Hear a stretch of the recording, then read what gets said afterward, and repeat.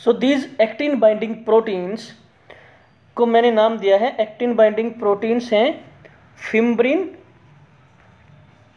फिम्ब्रिन and विलिन। ये फिम्ब्रिन and विलिन क्या करते हैं, जितने भी एक्टिन फिलामेंट्स इसके अंदर प्रेजेंट होते हैं उन एक्टिन फिलामेंट्स को आपस में होल्ड करके रखते हैं। तो ये बन गया एक्टिन फिलामेंट्स का ग्रुप। अब इस एक्टिन फिलामेंट्स के ग्रुप को माइक्रोविलाई की मेम्ब्रेन के साथ में जो अटैच करता है वो होता है एक अनदर एक्टिन बाइंडिंग प्रोटीन जिसको बोलते हैं कालमोडुलिन। ठीक है, कालमोडुलिन।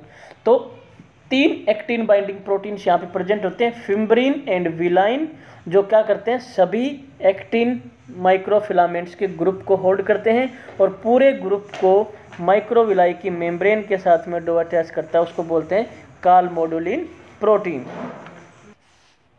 So this was the first function of the microfilament. Second function है the microfilaments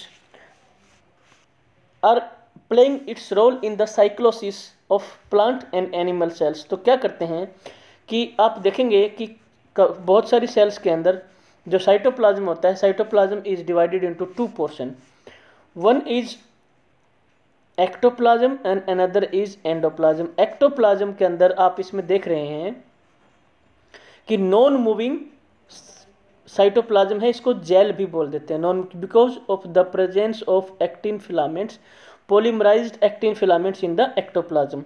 और अंदर वाला देखेंगे, अंदर वाला पोर्शन का आप जब देखेंगे साइटोप्लाज्म में तो उसको बोलेंगे स्ट्रीमिंग साइटोप्लाज्म या सोल, जो लिक्विड नेचर है इसका, है ना, लिक्विड नेचर ज़्यादा है। तो जेल और सोल के अंदर कन्वर्ट हो गया है इसका पूरा साइटोप्लाज्म, है ना। तो जब ये जो अंदर वाला जो साइटोप्लाज्म है, जो सोल नेचर का है, जो लिक्विड नेचर का है, उसके अंदर मूवमेंट होती रहती है अराउंड द वैक्यूल, उस मूवमेंट को बोलते हैं साइक्लोसिस। साइक्लिक मैनर के अंदर एंडोप्लाज्म का मूवमेंट होता रहता है। तो this movement is done by the microfilaments. ठीक है, तो अगर माइक्रोफिलामेंट नॉन पोलराइज हो जाएंगे, उनके नेटवर्क नहीं बनेगा, तो वो साइटोप्लाज्म मूवमेंट करेगा, आउटर साइटोप्लाज्म मूवमेंट नहीं करेगा due to the presence of the network of microfilaments. ठीक है, तो साइक्लोसिस मूवमेंट जो होता है प्लांट सेल और एनिमल सेल्स के अंदर, वो भी माइक्रोफिलामेंट्स के द्वारा ही करवाया जाता है। नेक्स्ट जो फंक्शन है माइक्रोफिलामेंट का वो है मूवमेंट एंड लोकोमोशन। तो ये मूवमेंट एंड लोकोमोशन जो है वो स्ट्राइटेड मसल फाइबर्स के अंदर जो मूवमेंट एंड लोकोमोशन किया जाता है वो एक्टिन और मायोसिन फिलामेंट जो प्रेजेंट होते हैं, है ना, तो उसको एक्टोमायोसिन कॉम्प्लेक्स बोलते हैं। एक्टोमायोसिन कॉम्प्लेक्स कैसे बनता है कि देखो, पहले तो क्या है कि जो मायोसिन है ना, मायोसिन जो होता है वो एक्टिन फिलामेंट से डिटैच्ड होता है, अलग होता है। ठीक है, लेकिन जैसे ही एटीपी का जो है स्प्लिट होता है ना, डीफॉस्फोराइलेशन होता है एटीपी का, तो एटीपी जो है एडीपी प्लस इनऑर्गेनिक फॉस्फेट के अंदर जब कन्वर्ट होता है तो उसमें से बहुत सारी एनर्जी रिलीज होती है। That released energy is captured by the myosin, है ना, मायोसिन फिलामेंट। तो मायोसिन फिलामेंट के साथ में क्या होगा कि वो myosin head will attach to the actin filament, और एक्टिन फिलामेंट के ऊपर मैंने बताया था कि जो जी एक्टिन जो मोनोमर प्रोटीन होता है एक्टिन फिलामेंट का, उसके साथ में एक न्यूक्लियोटाइड बाइंडिंग साइट होती है। तो उस न्यूक्लियोटाइड बाइंडिंग साइट से मायोसिन हेड जाके बाइंड कर जाता है। तो ये यहाँ पे क्या हुआ, हाइड्रोलिसिस, है ना। तो अब क्या हुआ कि इस मायोसिन हेड के अंदर कुछ ऐसे जो है चेंज आएंगे जिसकी वजह से इसके अंदर कुछ इस तरह की रोटेशन स्टार्ट हो जाएगी। स्विंगलिंग रोटेशन उसको बोलते हैं, स्विवलिंग।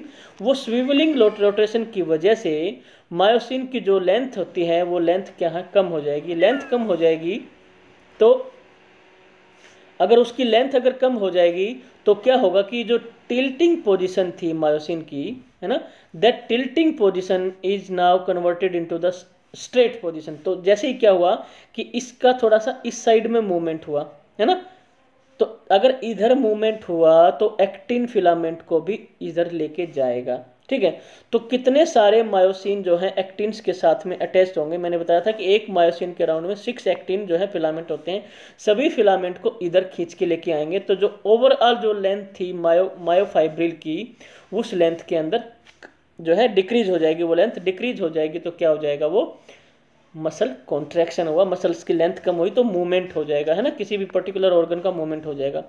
तो इसको बोलते हैं पावर स्ट्रोक। जब उसकी लेंथ कम होती है तो वो इधर जब पुल करता है एक्टिन फिलामेंट को तो उसको बोलते हैं पावर स्ट्रोक। जैसे ही पावर स्ट्रोक खत्म हो जाएगा, ये मायोसिन जो होता है वो यहाँ से हट जाएगा, क्योंकि वो एटीपी जो होता है वो एटीपी मायोसिन के ऊपर अगर बाइंड कर जाएगा तो बाइंड करते ही ये यहाँ से रिलीज हो जाएगा, एक्टिन फिलामेंट से रिलीज हो जाएगा और वापस अपनी ओरिजिनल पोजीशन के अंदर ये वापस आ जाएगा due to the binding of ATP on myosin head.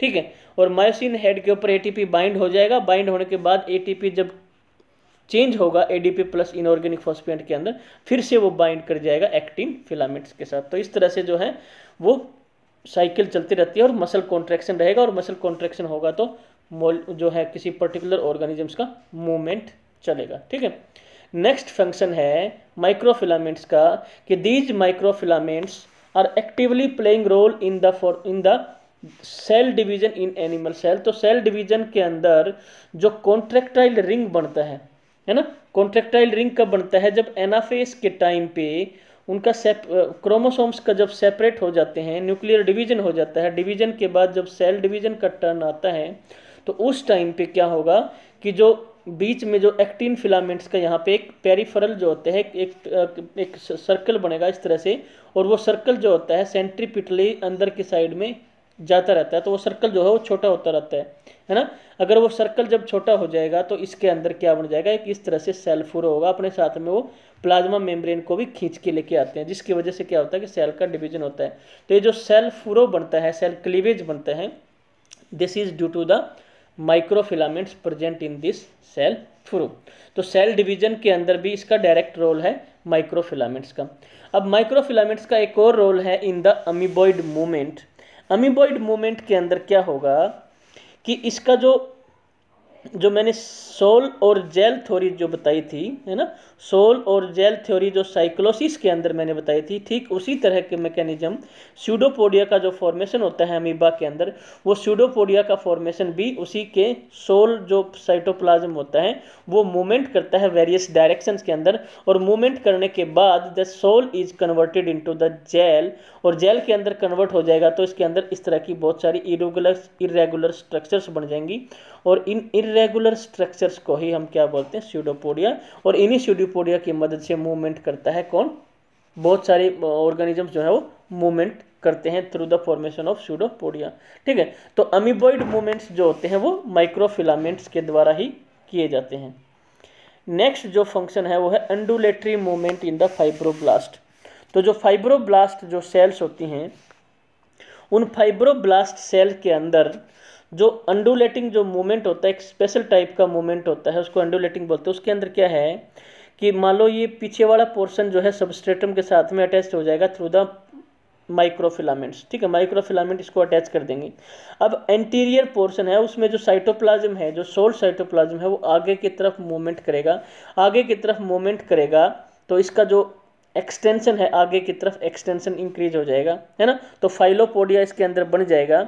वो फाइलोपोडिया हो जाएगा तो क्या होगा कि जब इसका साइटोप्लाज्म सारा आगे की तरफ मूवमेंट करेगा तो पीछे वाले पोर्शन से एक पुल फोर्स जनरेट होगा, ताकि वो उसको आगे की तरफ इस डायरेक्शन के अंदर खींचेगा।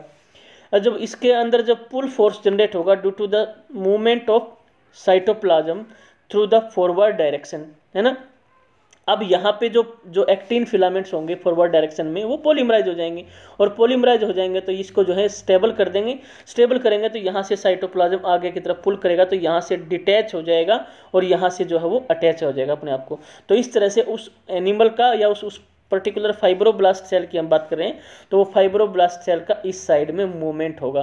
तो फाइब्रोब्लास्ट सेल का जो अंडुलेटिंग जो मूवमेंट है ना, ये अंडुलेटिंग है कि भाई यहाँ से वेव जनरेट हुई आगे की तरफ चली गई, तो इस तरह से जो मूवमेंट होता है वो अंडुलेटिंग मूवमेंट होता है। That undulating movement is created by the microfilament present in the fibroblast cell. अब एक और इम्पोर्टेंट फंक्शन है माइक्रोफिलामेंट्स का कि जब फर्टिलाइजेशन जो प्रोसेस होती है, उस फर्टिलाइजेशन प्रोसेस में आपको पता है स्पर्म के हेड के अंदर एक्रोसोमल एंजाइम्स होते हैं। वो एक्रोसोमल एंजाइम्स रिलीज होंगे, तो रिलीज होने के बाद वो एग की मेम्ब्रेन को डिजोल्व कर देंगे। ठीक है, तो यहाँ पे मान लो एंजाइम्स रिलीज हुए हैं, तो ये एंजाइम्स क्या करेंगे कि एग है उस एग की मेम्ब्रेन को यहाँ पे डिजोल्व करेंगे। डिजोल्व करने के बाद यहाँ से जो है वो जाने का रास्ता बन गया है।